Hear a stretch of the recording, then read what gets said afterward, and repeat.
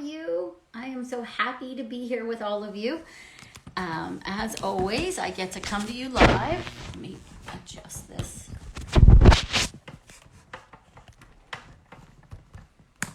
Okay, let's see how that works.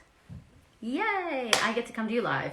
I am aimeeraupp of aimeeraupp.com, and I am the author of all those books right there above me. And my most recent book called The Egg Quality Diet. I've been a clinician practicing for about 20 years, helping women conceive. I'm an acupuncturist and herbalist, studying functional medicine. I have a biology and chemistry background.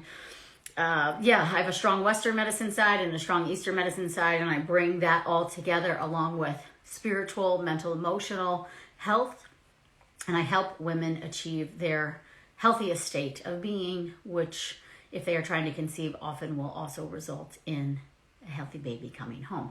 And once a month, we do what we are called Stories of Hope.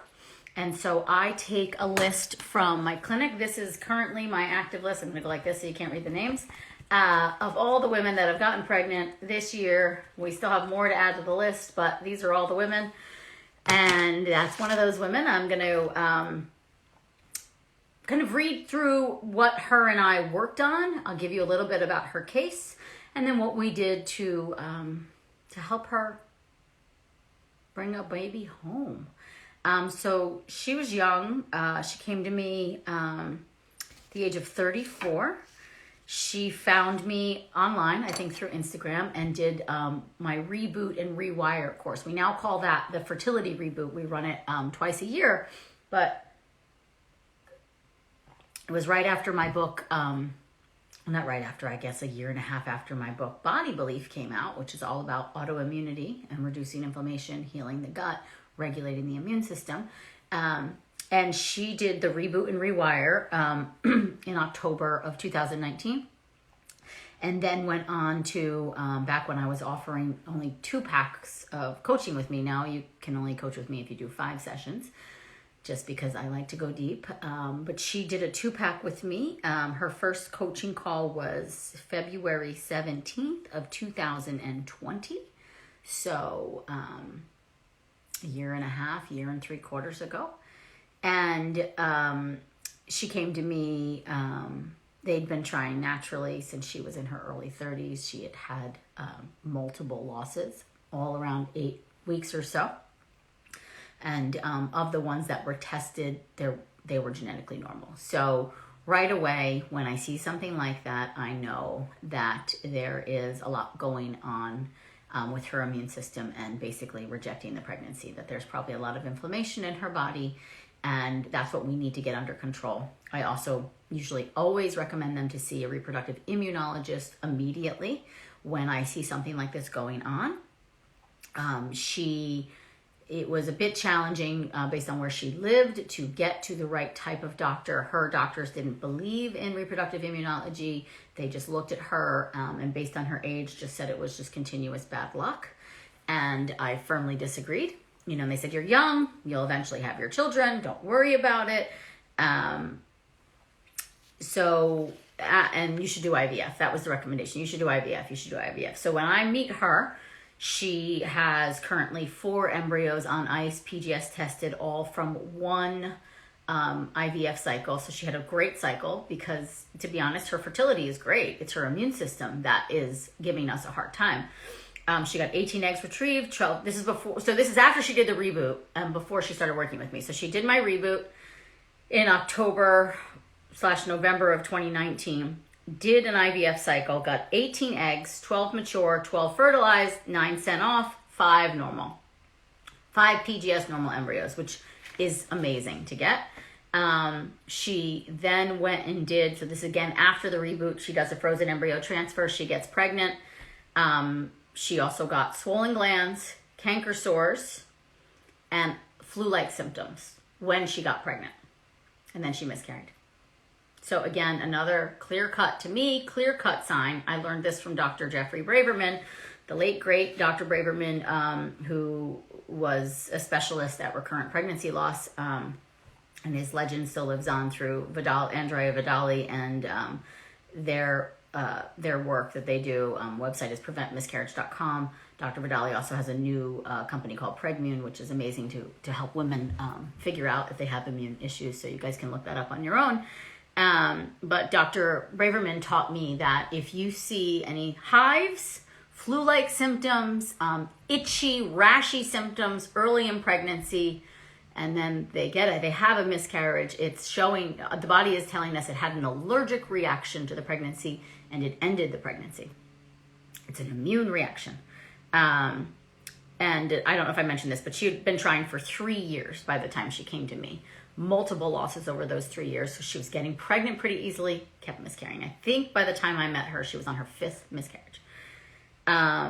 And her fertility doctor then said, okay, we just have to transfer again right away. Like, we know the embryo is healthy. You just implanted. Let's do it again. And instead she said, I want to wait. I'm going to talk to Amy. So she did coaching sessions with me. We went through a lot of her symptoms the way I do my first intake. I was actually still using paper back then. I'm now all digital, but she didn't know whether or not she had the MTHFR mutation. She also told me an interesting fact that she got shingles after her retrieval. So she already was in an immune flare, which can happen from the medicines.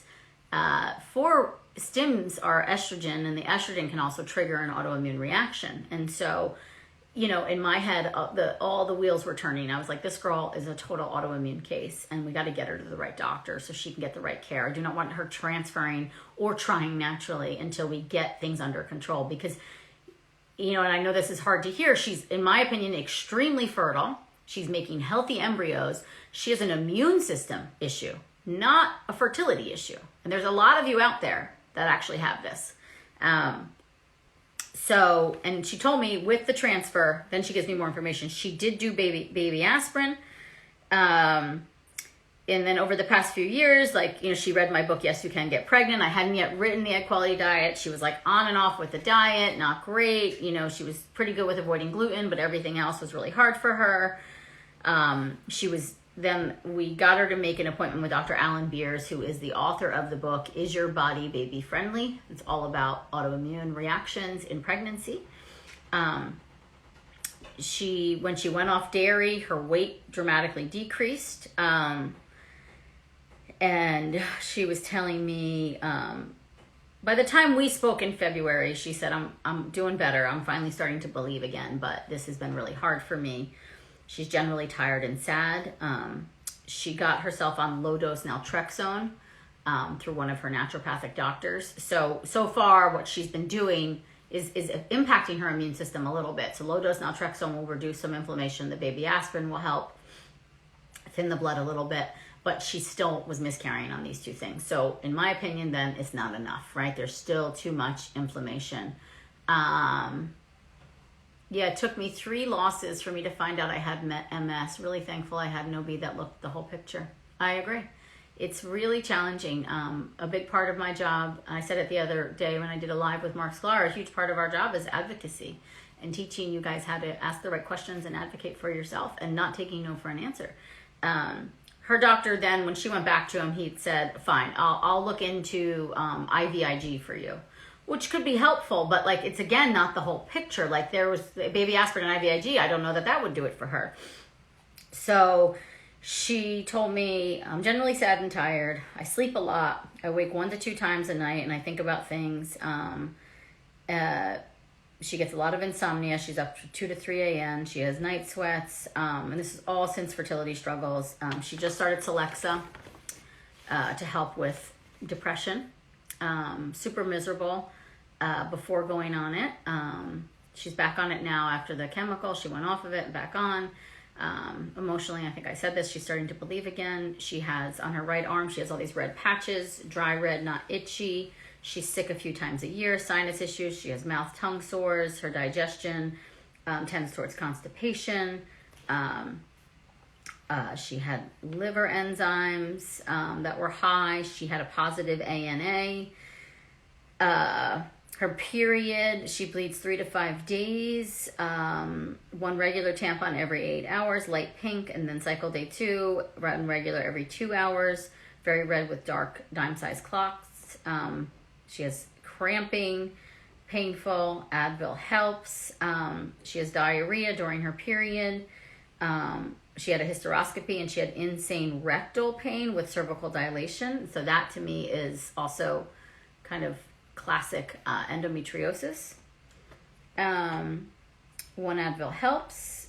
She sees ovulation, cycle day 17, some cramps, some pain with ovulation. The rest of my notes are online here. So what I want to just tell you what my follow-up email to her was, but I want to also just pull up my my notes.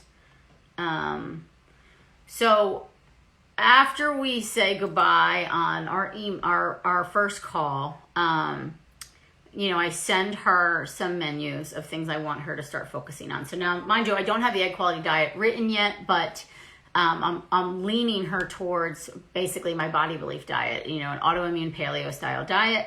I tell her about macros for fertility, which is all now in the egg quality diet. So you guys have it all there. Told her to increase sex, castor oil packs. I gave her some tips on working through some of the emotional trauma, some meditations. I just said, here's my MTHFR guide. I just went with the assumption that she has MTHFR. So many women do. I think 80% of the population has it. And we started there because I also sensed she was really overwhelmed. She was really heartbroken and scared and unsure she was ever going to have the family of her dreams, right? And so then she sends me another email. I forgot to tell you a few years ago that they found very small nodules on my thyroid. All my thyroid tests have been good. I'm curious if this is an early sign of autoimmune. Also, my fasting glucose is high. I got my period yesterday, which makes my previous cycle 31 days. On cycle day 19, a few days after ovulation, I get this pain down my left leg. My period came this time without any mood issues, but I had sleep issues. And then she did get, here's the clotting factor test her naturopath did. So she also said a few diet questions. I eat rice and white potatoes often. Should I get these out of my diet? I said rice is fine, but we have to cut out the white potatoes for now. Again, I was moving slowly with her because I thought that was just a super important way to do it. And I had her increase her fish oil. She just said, thank you so much for your call and your advice. I'm feeling more optimistic already. I've ordered the liver pills. I did my first castor oil pack today. I'm going to contact acupuncturist near me about herbs and ask my naturopath about the MTHFR. And then she had a bunch of questions. And so we kind of go back and forth from there. And so then she started sending her records into the Beers Clinic for their review. She also read about the macronutrients. And she realized right away, like most of you do, that I'm not eating enough protein. I also realized how easy it is to overdo the carbs, even healthy ones. So I'm going to work on that.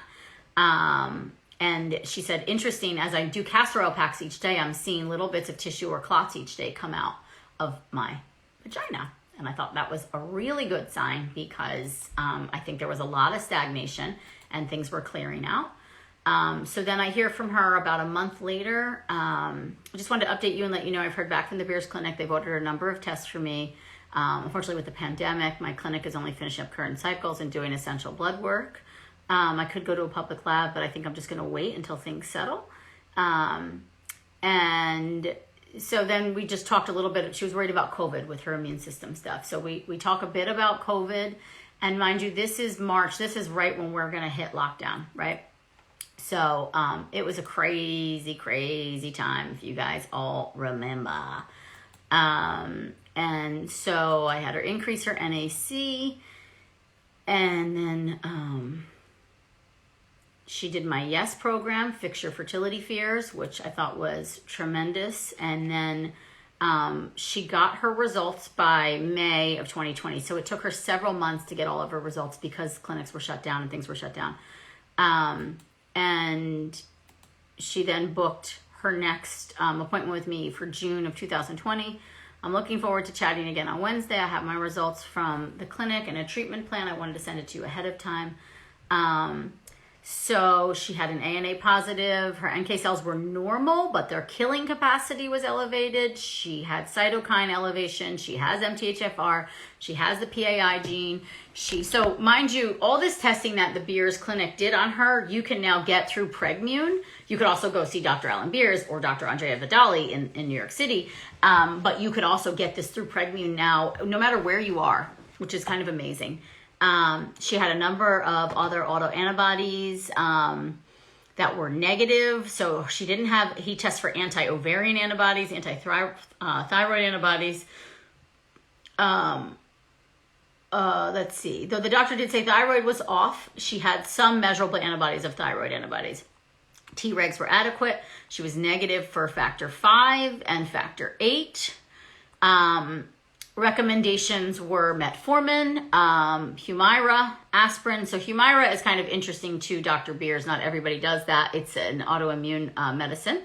Aspirin, steroids, Lovenox, and she's not able to do everything. So she's doing metformin, low-dose naltrexone, the current supplements that I have her on, and then add aspirin and Lovenox at a positive test. And so I agreed with that. We did our coaching call, and she said, I'm feeling a bit overwhelmed from all the results. So mind you, she's not trying now. She has yet to do another transfer. She can't get everything based on where she lives, so she can't do all the protocol. But then she says, I'm going to try naturally this cycle with the protocol and the baby aspirin. She hadn't been trying, like I said, at all. Her last menstrual period was very painful, with uterine achiness from her period through ovulation. She was not pregnant. She's diet has not been great. She said, my diet has been She's still got the patches on her arms. Her skin on her legs and scalp are always dry. Lots of breakouts around her chin. And I really stressed the diet. We also went over her vitamins again. I put her on 4 grams of fish oil, whole food prenatal, iron and B vitamins, liver, choline, ubiquinol, magnesium, NAC, quercetin, and yeah. And so there we have it there. And so this is June. I urge the diet again. I follow up with her. I make her do a food diary with me. And she really started at that point, June 20th, 2020. I am going to officially start the egg quality diet. It wasn't yet called that, but that's what we'll call it now. And she asked if she could have certain foods. I just said, I want you to follow the protocol as strictly as you can. It's just 2 weeks in phase 2. Give it your best. So she checks in with me. Diet has been better, not perfect. I'm recording everything. Let's see. And, the clinic that she was working with, it was still going to be weeks before she could do anything else. So let's see. Okay. Yeah, and so she had a sonogram. Everything looked good. So then I said, for your food diary, I think it looks good. Protein, fat, veg-wise, definitely some cheats here and there. I think the ice cream caused the stomach upset. Maybe those chocolate biscuits. So her diet still was not perfect, but perfection does not equal pregnancy, right? And she was asking for some recipes. And okay, so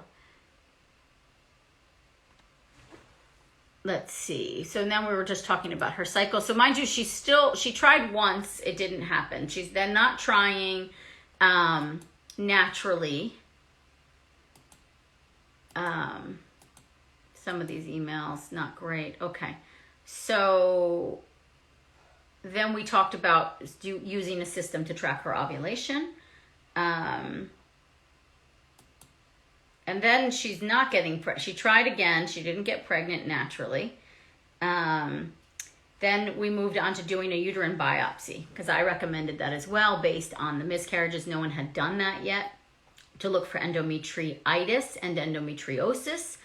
bacteria. This is something really expensive, important. That's so funny. She asked me, it's kind of expensive. It is, but it's really important to look at. And so I encourage that as well for her. And her labs look great. So, but mind you, as you guys all know, time just keeps going on. Now we're at the end of July. And does she do these tests? I'm not sure. She's still having some pain with ovulation. Her diet is getting better and better.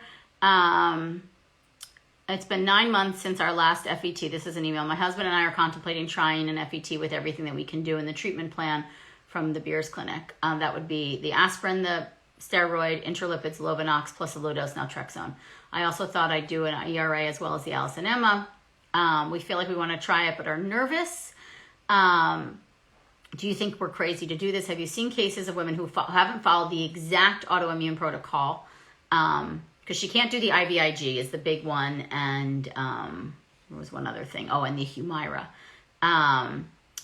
So I said, I can connect you with, okay, let's see. I said, I don't think you're crazy. I think you could go for it. And especially if you're sticking to the diet. Okay, and so then in August, now they're getting more prepared. She's still following the diet. She's still following all the things. And so she gets her results from her biopsies. I have a very high level of BCL6, which is the marker for endometriosis. The doctor suggested Lupron prior to transfer. I'm emailing the Beers Clinic to see if they agree with this. Waiting on the ERA. So she comes back positive for the BCL6, which I anticipated because of her symptoms. Okay, and so now she's worried about the Lupron. Should she go on it? Should she not? And you guys all know that. So this is where I just offer so much support, whether or not you so I said Lupron basically tricks your body into menopause. So the side effects often feel like menopause. Not pleasant, but worth it, especially for the endo. Not every case do I recommend that. Every case is different when it comes to endometriosis, but in this case, it did seem a lot like implantation failure, because the miscarriages were so early. And so, okay, so she said, and then someone put her on 5 milligrams of methylfolate, and I was like, that's way too much. Drop it down to 2 milligrams, 1.7 max. Then she does the fertility reboot again. So a year later, she repeats the fertility reboot. And now we're in October. So she still hasn't done a transfer or been trying naturally. I want you guys to think about that. And then she sends me an email November 17th, 2020. First off, I want to thank you for the reboot. It was great. I'm feeling good. I noticed how amazing my skin looks. I have an update. We got test results back showing I've been developed the blocking antibodies they wanted her to from an autoimmune perspective. Her NK cells have also decreased. Her TNF alpha is what it should be. So yeah, she's asking whether or not she should do intralipids or the IVIG. She has to travel for these. So again, this is super duper intense for her because of where she lives. She was leaning towards the IVIG. So they're going to do an IVIG in January and a transfer in February. I'm not going to do any of the other meds. The Humira or the LIT was another thing that was recommended. And then she was getting ready for a transfer. She did the YES program again. So she did the Fertility Fears and the reboot twice. The IVIG did not, so then she does an IVIG. She travels, she does the IVIG. It doesn't improve her NK cells. And the doctor doesn't know why. And anyway, they say I should still go ahead with the transfer, do the intralipids. And so mind you, she's now been on the diet for over a year.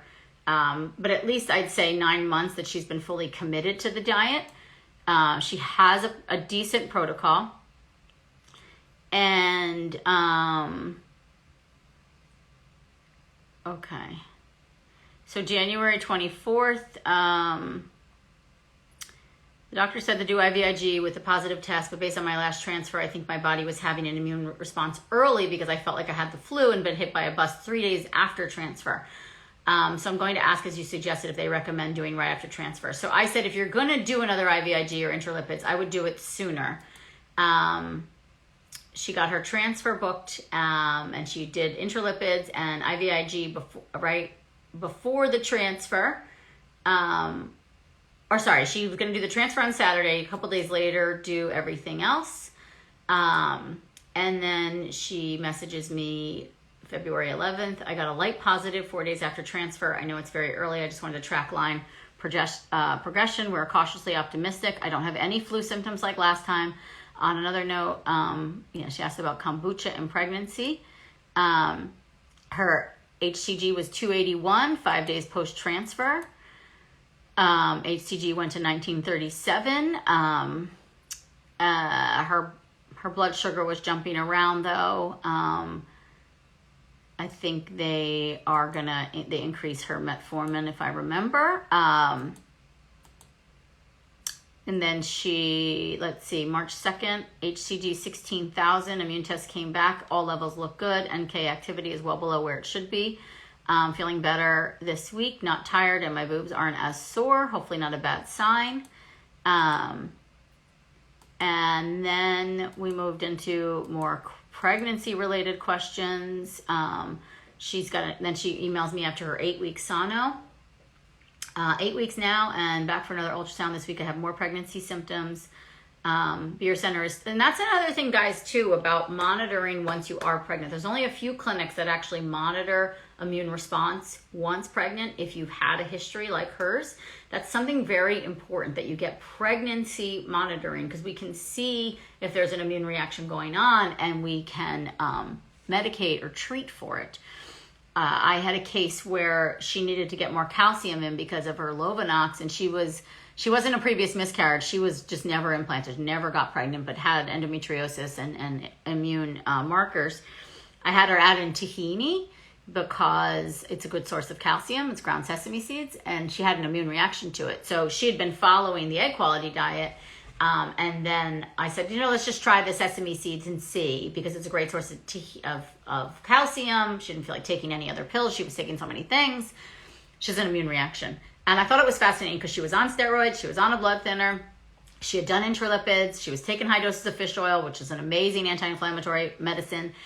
And we had to pull those right away for fear of miscarriage. So diet plays a tremendous role even in pregnancy, and the immune response can continue to go on throughout your pregnancy. So it's something to be really, really conscious of, and that you want your doctor staying on top of these things. And even for any of you guys that don't have recurrent losses, who's checking your thyroid? Who's staying on top of that? I've seen miscarriages because of a mismanaged thyroid. So really, knowing that care in pregnancy is just as important.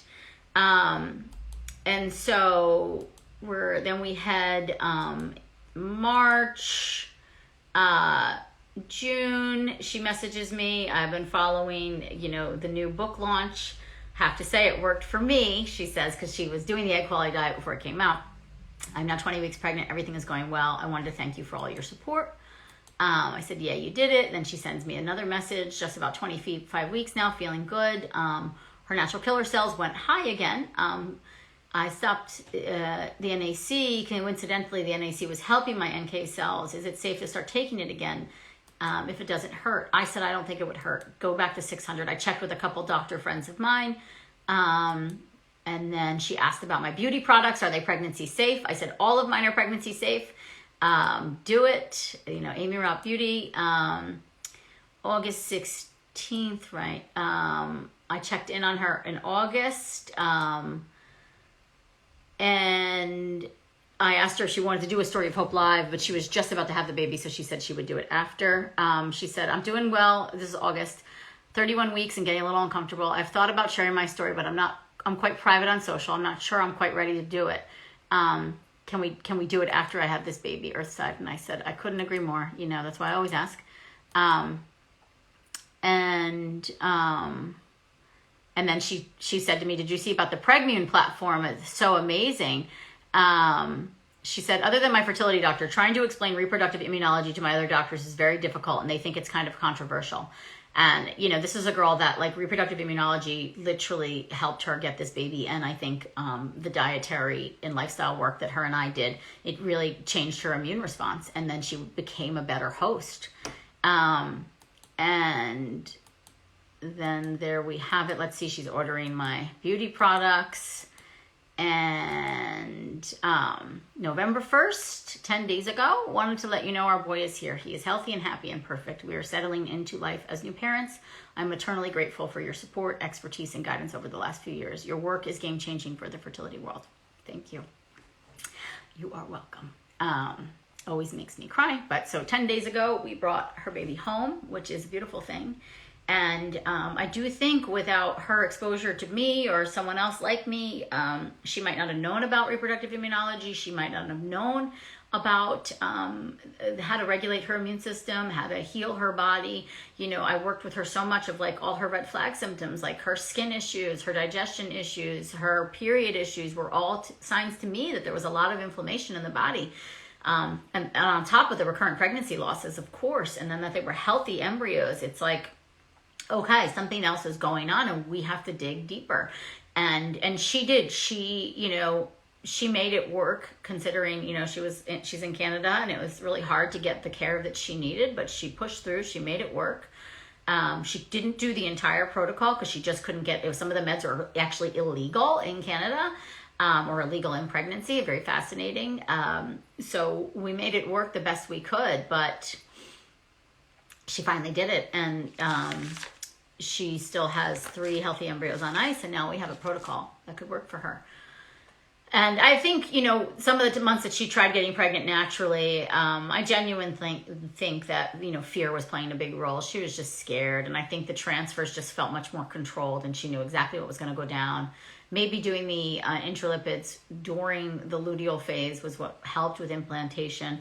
There is research to show, though, that intralipids are just 3 to 4 grams of fish oil is just as effective as intralipids. So you guys know that too. Taking the baby aspirin during the luteal phase was helpful to her. She did have clotting factors. I really recommend everybody get them tested and then dose appropriately. Thank you for working. Oh, crying here as well. 18 weeks of my Yes You Can Get Pregnant and Egg Quality Diet baby. Look at you. I love it. We'd love to hear your story. I drove 6 hours to my fertility clinic because they were the only ones that would follow me into my pregnancy. Good for you. What about kombucha and pregnancy? Yeah, the rule is if you were drinking it before you got pregnant, you can do it during pregnancy. I think it's perfectly safe. Let's see, any other questions here?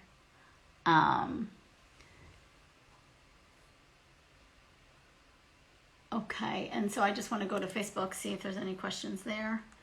Let me just see where, I don't know where my questions go on Facebook. Okay. Let's see. Okay. All right, guys. Well, there you have it. Another story of hope for the younger ladies, too. This one, 34, multiple losses. No fertility challenges, to be honest, right? Her fertility was great and in check. She had a great IVF cycle, producing normal embryos, getting pregnant easily. It was an immune system reaction. So, but we did it.